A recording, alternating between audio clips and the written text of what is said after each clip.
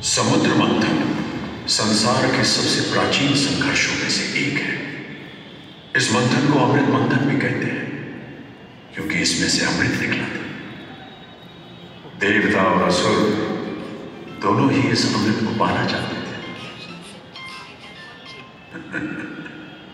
भला अमृत कौन नहीं चाहे। अमृत पाने की इसी जद्दोजहद में विष्णु भगवान के अमृत कलश से 4 बूंदें धरती पर भी छिड़क गई। 3 तो प्रयाग, हरिद्वार और नासिक में गिरी और चौथी ने हमारे अपने मालवा में उज्जैन की भूमि को परम पावन धाम बना दिया।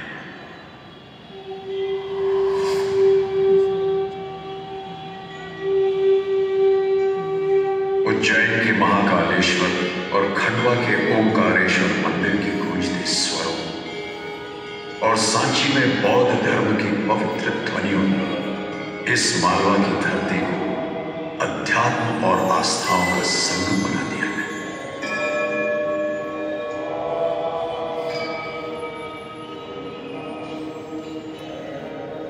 तभी तो मुलक मालवा गहन गंभीर, डग डग रोटी पग पग नीर, समृद्धि से परिपूर्ण इस क्षेत्र में कोई साधन ही नहीं है।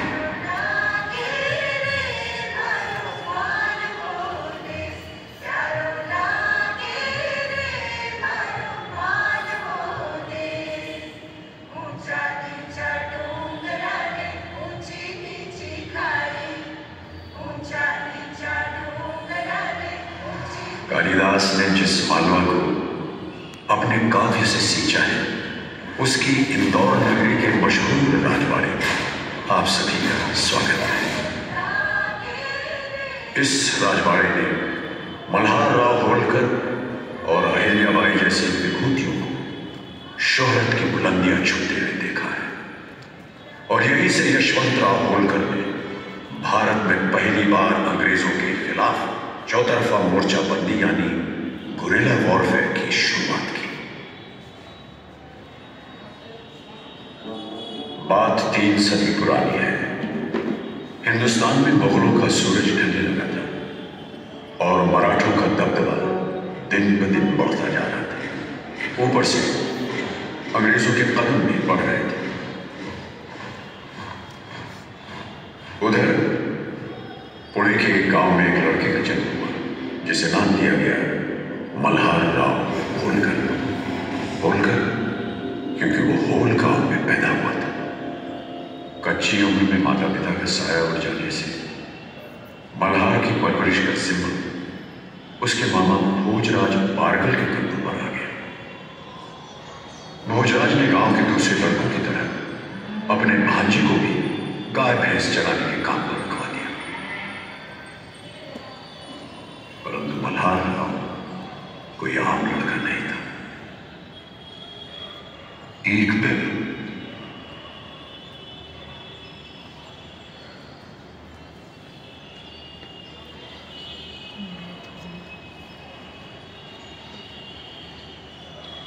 भोजराज ने आकर जो देखा उस पर उन्हें यकीन ही नहीं हुआ।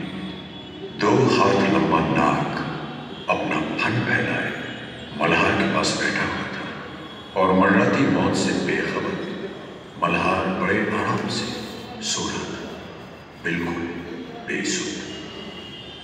शोर सुनकर जैसे ही मल्हार राव ने बुलाई, नाग चुपचाप लेटता हुआ झाड़ी में उछल गया। तू ठीक तो है ना? भला तुझे इतना बड़ा सांप देखकर भी डर नहीं लगा? मैं क्यों डरूं मामा जी? नाग देवता तो मेरे पास आते रहते हैं। उन्होंने तो मुझे कभी चोट नहीं पहुंचाई। हे भोलेनाथ। इस हादसे के बाद भोजराज दिन भर कुछ सोचते रहे। शकुन अपशकुन सब सोचा मगर किसी पुख्ता नतीजे पर नहीं पहुंच पाए। जब सांझ ढली तो अपने नित्य नियम से शिव मंदिर गए और महादेव से अपना सारा असमंजस कह डाला। हे भगवान, कि आज तुमने क्या चमत्कार दिखा दिया। मैं ठहरा मामूली आदमी, क्या समझूंगा तुम्हारी महिमा। तुम ही रास्ता दिखाओ, क्या करूं। अरे भोजराज जी, इतनी देर हो गई, घर नहीं जाना है क्या? जाओ, अब महादेव को भी सोने दो। इनके सोने जागने पर भला किसका बस चलता है, पर इन्होंने मेरी नींद उड़ाई। महादेव का अनादर न करो भोजराज। जब तुमने अपनी व्यथा इससे कह दी है तो महादेव इस दुविधा का समाधान दे ही देंगे। जाओ जाओ, अब घर जाकर सो जाओ।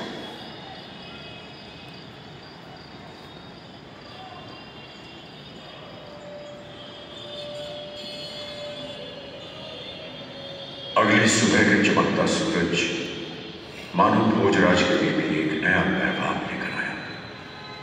उनकी दुविधा कुछ छट चुकी थी। मल्हार बेटा,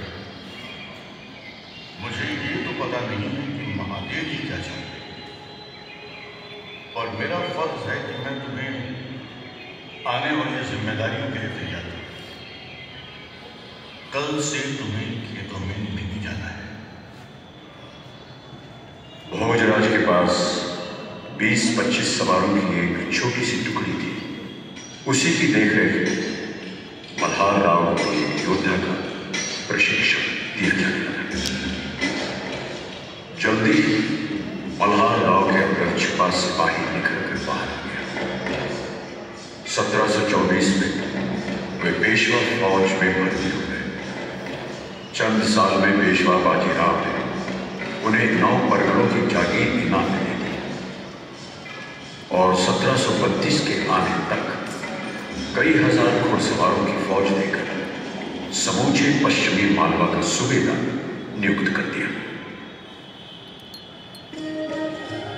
इस तरह 1733 में होलकर रियासत की नींव पड़ी, और यही 1747 में इस राजवाड़े की बुनियाद रखी गई।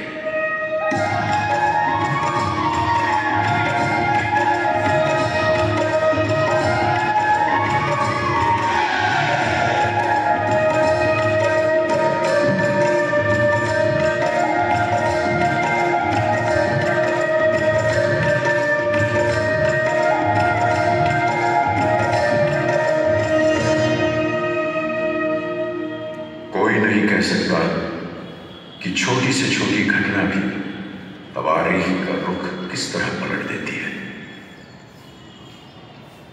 एक लंबी मुहिम से लौट रहे मल्हार राव का कारवां जब अहमदनगर के चौंडी गांव में पहुंचा तो मल्हार राव एक आवाज सुनकर ठिठक गए।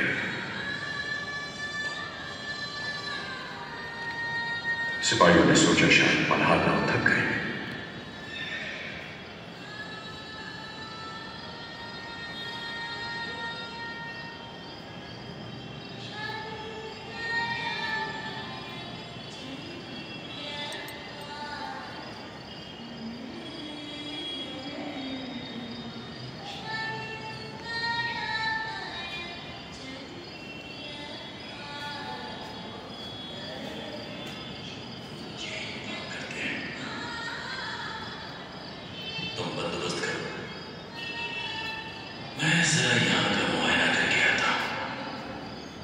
उस आवाज का पीछा करते करते मल्हार राव एक मंदिर में पहुंचे।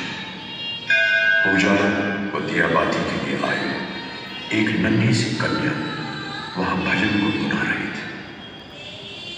उम्र 7-8 साल की रही होगी, पर हाव भाव कुछ ऐसे थे मानो पार्वती खुद शिव की स्तुति कर रही हो।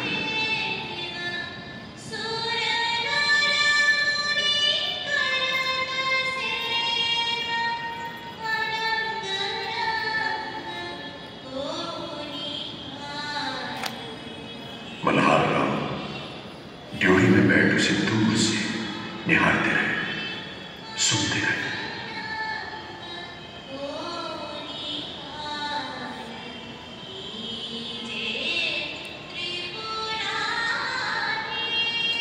और थोड़ी देर बाद चुपचाप अपने शिविर में लौट आए। ये आवाज उनके दिलो दिमाग पर छा चुकी थी।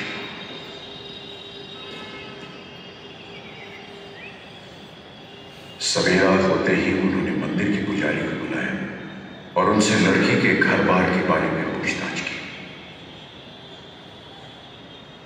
सरकार, वो तो हमारे पाटिल मानकोजी शिंदे की बच्ची है। मैंने इतनी छोटी उम्र की किसी लड़की में महादेव के लिए ऐसी लगन नहीं देखी। उसकी गायकी आत्मा को छू जाती है। आप ठीक कहते हो पंडित जी। स्वयं मां सरस्वती का वास है उसके गले में। शायद माता पिता के संस्कार है। मैं मानकोजी से मिलना चाहता हूं। हाँ, संदेशा भिजवाएं। सरकार, संदेशा भेजने की जरूरत नहीं है। मानकोजी तो खुद राव साहब के दर्शन के लिए आ रहे हैं। मानकोजी, कल हमने आपकी सुपुत्री का भजन सुना। उसकी गायकी ने हमें मंत्रमुग्ध कर दिया है। महादेव की कृपा है। मानकोजी, मेरा निवेदन है कि आप अपनी कन्या का विवाह मेरे बेटे युवराज खांडे राव से कर दें। सरकार, ये आप क्या मांग रहे हैं? मेरी पुत्री अहिल्या एक साधारण कन्या है। भला उसकी समझ आपके परिवार के विचारों के अनुकूल कैसे हो सकती है? ऐसा मत सोचिए मानकोजी। मैं भाग्य में विश्वास रखता हूं। शायद इसीलिए मुझे यहां आने का सौभाग्य हुआ। आपकी कन्या के व्यक्तित्व की निश्चलता और पवित्रता से रियासत की कीर्ति और बढ़ेगी। मुमकिन है मानकोजी शिंदे को मल्हार राव की इस पेशकश पर यकीन न हुआ, पर उन्होंने खुशी खुशी अपनी मंजूरी दे दी।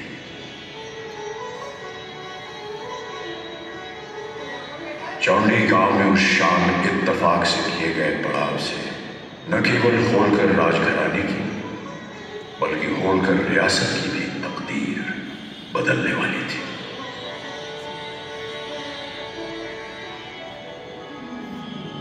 (1733) में अहिल्याबाई अहमदनगर से राजवंश की बहू बनकर होलकर राज परिवार में आ गई।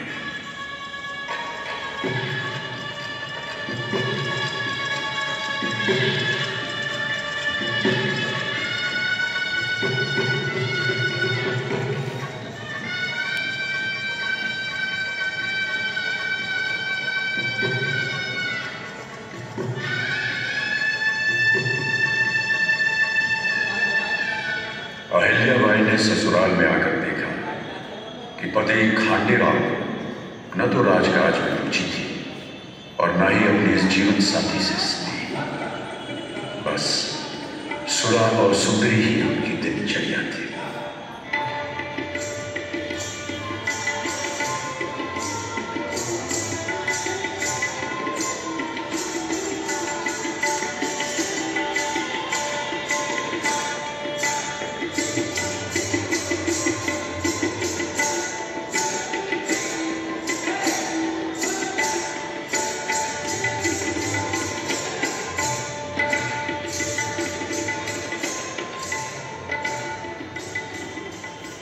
धीरे धीरे अहिल्याबाई ने अपने धार्मिक स्वभाव, मधुर व्यवहार और स्नेह सेवा से न सिर्फ सास सासरे का बल्कि अपने पति का भी दिल जीत लिया। नतीजा ये रहा कि खांडे राव होलकर राजकाज में रुचि लेने लगे। 1745 में अहिल्याबाई ने एक बेटे को जन्म दिया जिसका नाम मालेराव रखा गया और 3 साल बाद घर में एक कन्या का जन्म हुआ जिसे मुक्ताबाई नाम दिया गया। उधर मल्हार राव धीरे धीरे ठोस कदम बढ़ाते हुए एक बहादुर योद्धा ही नहीं बल्कि युद्ध शैली के माहिर सेनापति भी बनते चले गए। 1751 में उन्हें अवध की रक्षा के लिए रोहिल्ला पठानों से युद्ध करना पड़ा। पठानों की फौज के सामने मल्हार राव ने अपने जाहिर है सिपाहियों में हौसला कमजोर था। सरकार, रोहिलों के पास तो बहुत बड़ी सेना है और हम सिर्फ बुट्टे में। हाँ, बात तो ठीक है, पर इस बार शस्त्रों के साथ हम मस्तिष्क से भी पूरा काम लेंगे। मल्हार राव ने सिपाहियों के साथ योजना बनाई, जिसके मुताबिक दिन भर आसपास चल रहे मवेशियों को इकट्ठा किया गया। जब शाम ढली तो आपके आदेशानुसार सब कुछ तैयार है। ठीक है, मवेशियों को बिना नुकसान पहुंचाए इनके सींग से जल्दी मशाले बांध दो।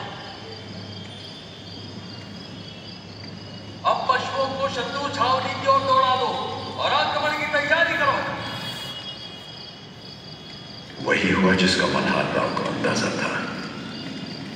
इतनी मशालें देखकर शत्रु सेना में खलबली मच गई। कोई इधर भागा, कोई उधर। मौके की ताक में तैयार मल्हार राव की सेना ने रोहिलों पर हमला कर दिया और बिना किसी जानहानि के उन्हें दूर तक खदेड़ दिया।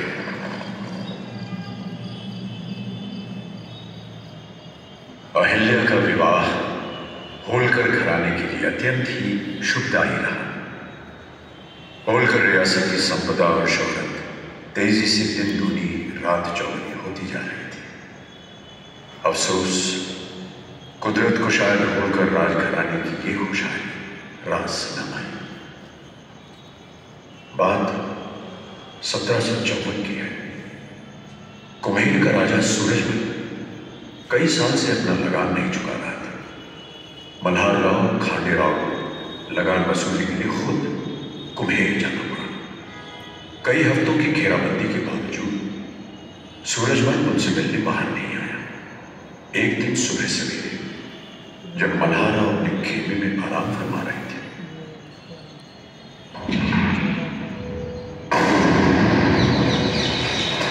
अरे क्या हुआ? तो सूरजमल ने जंग का बिल्कुल बचा ही दिया। लड़ाई में धमाके होना आम बात है। मल्हार राव अपने खेमे से निकले, सामने लाशें देखकर विचलित हो गए। अरे ये सब क्या हो गया? ये इतनी सारी लाशें यहाँ में कैसे आ गई? और जब उन्होंने खांडे राव को उन लाशों में देखा तो उन पर मानो कहर ढा गया। क्या? खांडे! खांडे! खांडे! खांडे मेरा बच्चा! खांडे! खांडे आगे खोलो! ये क्या हो गया? अरे ये क्या हो गया? हे प्रभु, ये क्या हो गया? अरे सूरजमल, ये तूने क्या कर दिया? खांडे! खांडे! खांडे! आगे बढ़ो! आगे बढ़ो! मैं अहिल्या को क्या जवाब? आगे खोलो मेरा बच्चा, आगे खोलो।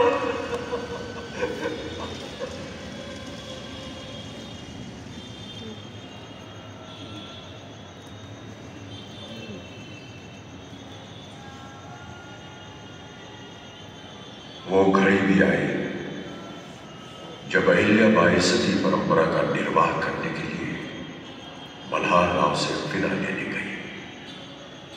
बाबा, मुझे आशीर्वाद दीजिए कि मैं पत्नी धर्म का पालन सती परंपरा अनुसार पूरा करूं।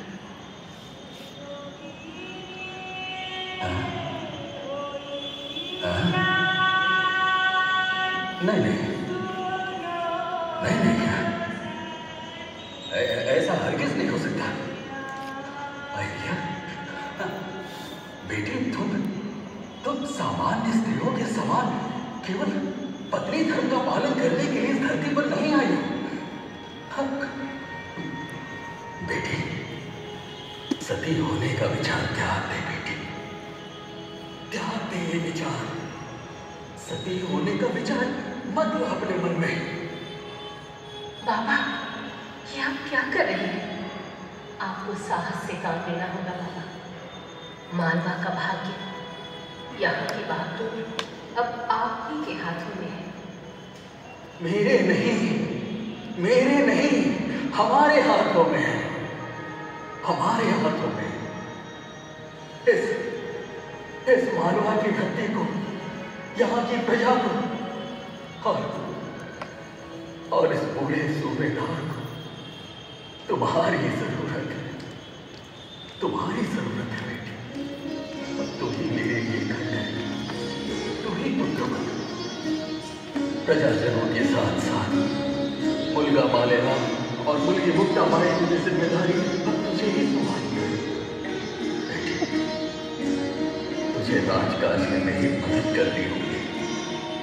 आइडिया बेटी, तुम्हारी योग्यता पर मुझे पूरा विश्वास है। इन आर्त स्वरों को सुनकर अहिल्या को अपनी जिम्मेदारियों का एहसास हुआ। बाबा, हम अपना सती होने का हद त्यागते हैं। हमें आशीर्वाद दीजिए कि हम अपना संपूर्ण जीवन लोक कल्याण और प्रजा हितों के लिए समर्पित कर सकते हैं।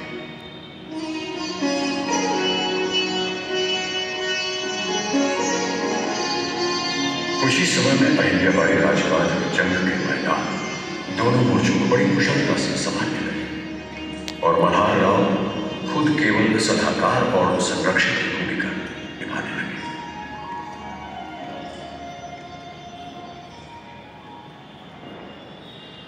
श्रीमंत सूबेदार मल्हार राव होलकर का स्वर्गवास हो गया।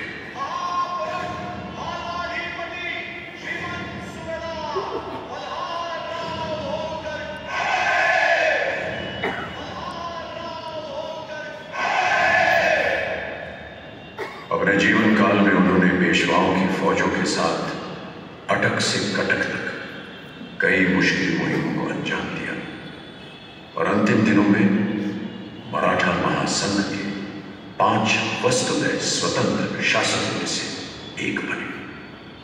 मल्हार राव को आज भी रियासत के सबसे इंसाफ पसंद, काबिल और दूरदर्शी राजा के रूप में बड़े सम्मान के साथ याद किया जाता है।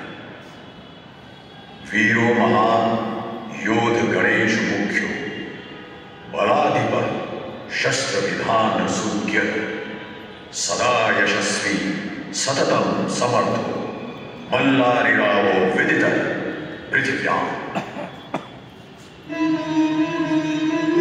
मल्हार राव के निधन के बाद अहिल्याबाई अपने बेटे के नाम बतौर रीजेंट मालवा का शासन चलाने लगी। वो पूरी लगन से अपनी जिम्मेदारियों का निर्वाह कर रही थी, मगर होलकर राजवंश पर कुदरत का कहर फिर टूटा। साल भर बाद युवराज मालेराव को भी भारी जवानी में भगवान ने उठा लिया। होलकर रियासत बिना राजा की रियासत बनकर रह गई थी। ऐसी स्थिति में भला रीजेंट का भी क्या औचित्य था। तब अहिल्याबाई ने पेशवा के दरबार में अर्जी भेजकर मालवा पर शासन का अधिकार मांगा। ये एक पेचीदा स्थिति थी। जिस जमाने में औरतें घर बार की जिम्मेदारियों में बंधी रहती थी, वहां एक औरत रियासत की बागडोर संभाले। ऐसी बात जो कभी किसी ने न सुनी या देखी थी। अहिल्याबाई की अर्जी पर लोग तरह तरह की बातें बनाने लगे। यहां तक कि होलकर राज को हड़पने का षड्यंत्र भी रचा गया। अहिल्याबाई शासन के दांव पेच बखूबी जान चुकी थी, लिहाजा अपने विरोधियों को चुप कराने में वो कामयाब रही और 1767 में उन्हें मालवा का बाकायदा शासक घोषित कर दिया गया। महेश्वर को मालवा की राजधानी बना दिया गया। ईश्वर ने मुझे एक बहुत भारी दायित्व सौंपा है जो मुझे पूरा करना है। मेरा हर कदम और हर फैसला मेरे लिए एक जिम्मेदारी है। मैं अपनी हर कार्रवाई के लिए ईश्वर के प्रति उत्तरदायी हूँ। मेरा अपना कुछ भी नहीं है। जो कुछ भी मैं ले रही हूँ उसके लिए सदैव ईश्वर और अपनी प्रजा की ऋणी रहूंगी।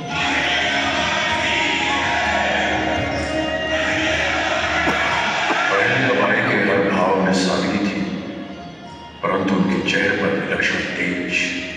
और व्यक्तित्व में भक्ति और वीरता का अद्भुत संगम था। उन्होंने कुशलतापूर्वक मालवा का शासन और उसकी व्यवस्था को संभाला, रियासत के खिलाफ हर साजिश को सही कूटनीति के साथ नकारा और इस बात का एहसास भी दिला दिया कि स्त्री शक्ति में संघर्ष करने की पूरी क्षमता है। प्रियजनों का साथ छूटता गया, लेकिन वे प्रजाजनों से पूरी शिद्दत से जुड़ी रही। खुद एक साथ जीवन जिया, परंतु नीति निपुणता से उन्होंने प्रजा को अमन और याचक पीड़ितों को अधिकार दिलाया। इतना ही नहीं, उन्होंने कई आध्यात्मिक और सामाजिक कामों को निष्ठा से आगे बढ़ाया। मुल्क भर में सैकड़ों मंदिर और आश्रम हुए। नतीजा ये रहा कि वक्त के साथ साथ मराठे भी अहिल्या के व्यक्तित्व, उनकी सोच और फैसलों का सम्मान करने लगे।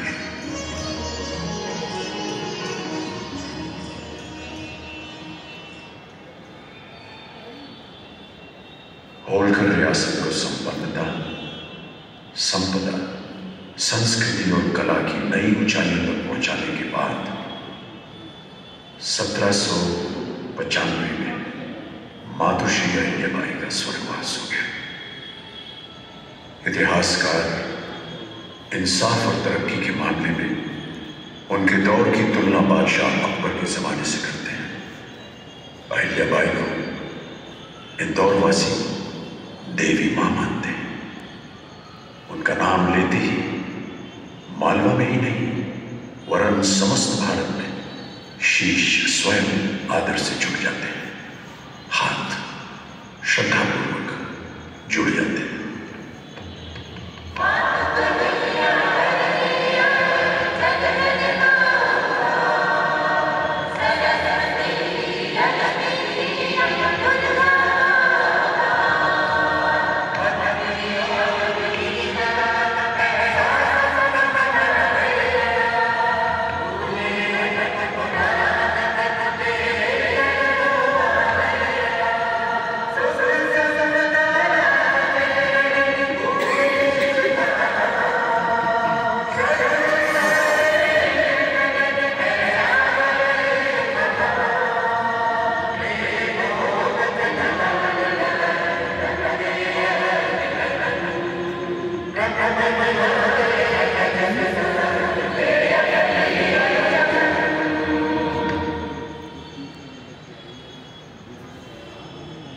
अहिल्याबाई के बाद होलकर रियासत के दावेदारों में आपसी क्लेश शुरू हो गया। हुआ यह भी कि दूसरे मराठा शासक होलकर रियासत के अंदरूनी मामलों में दखल देने लगे और राजवाड़े को भी नहीं बख्शा।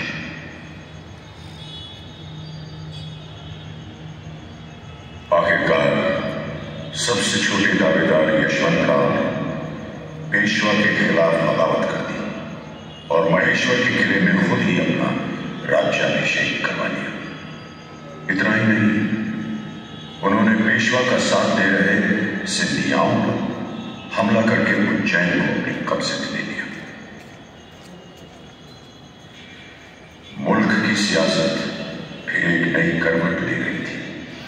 सामूहिक ताकत के बावजूद कुशल नेतृत्व की कमी और आपसी मनमुटाव के कारण मराठों का दबदबा अब कमजोर पड़ने लगा था। यशवंतराव बखूबी जानते थे कि अगर मराठा संगठित नहीं हुए तो अंग्रेजों के हौसले और बढ़ जाएंगे।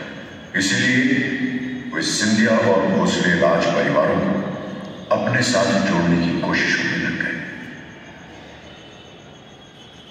पहले देश फिर धर्म।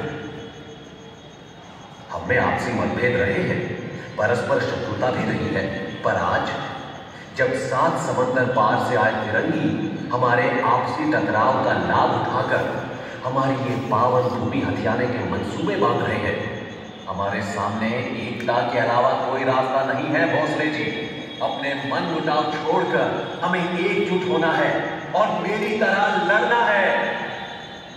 राव साहब, आप सिंधियाओं की तरफ से के समर्थन का भरोसा रखें। हम अपने अतीत को भुलाकर अपना भविष्य सुनिश्चित करना चाहते हैं। राव साहब, आप भोसले राजवंश पर विश्वास करें। हमारी तलवार और हमारी जिंदगी दोनों आपके साथ। अफसोस, वादे टूट गए। मराठा महासंघ के धागे बंधने से पहले छिड़क गए।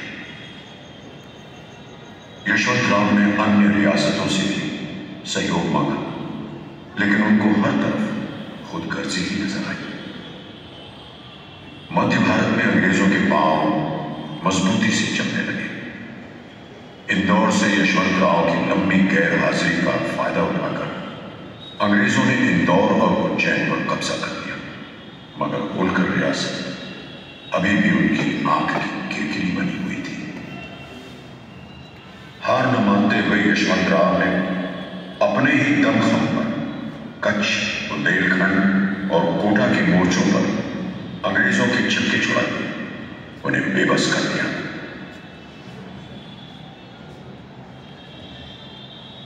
आगाह ने कर दिया।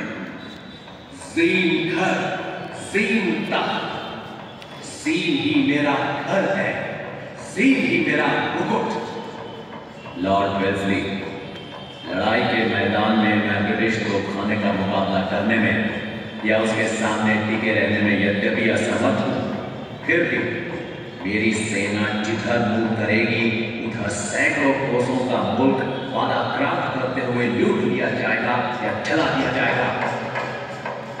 तुम्हारे सेनापति को सांस लेने की फुर्सत भी नहीं मिलेगी।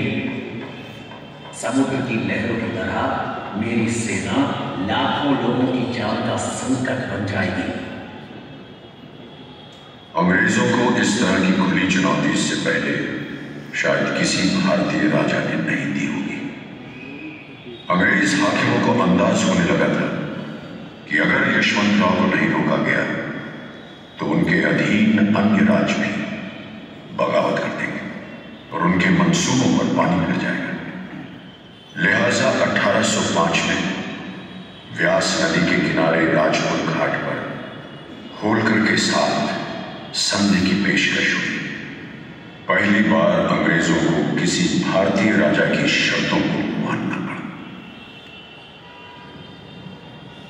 एक लंबे अरसे के बाद यशवंतराव होलकर को जंग से मोहलत मिली और वो अपनी राजधानी और राजवाड़े की तामीर में जुट गए।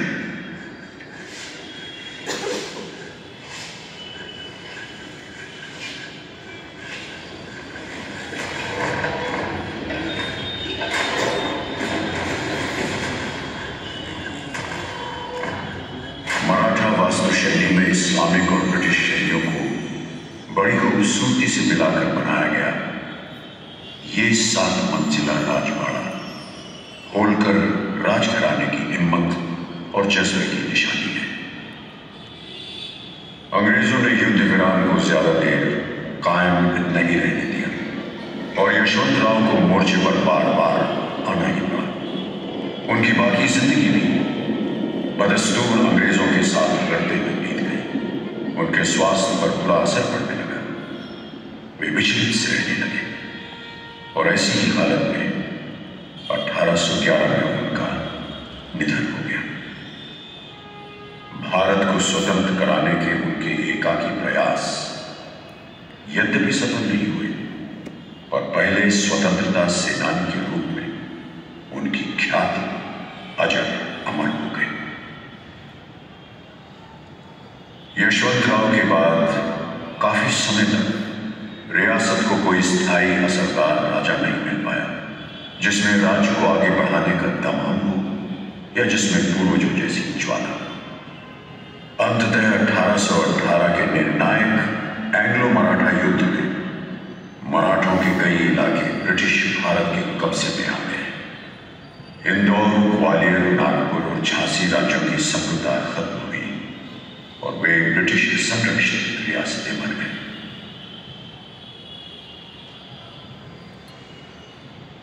इंदौर नगरी एक बार फिर होलकर रियासत की राजधानी बनी।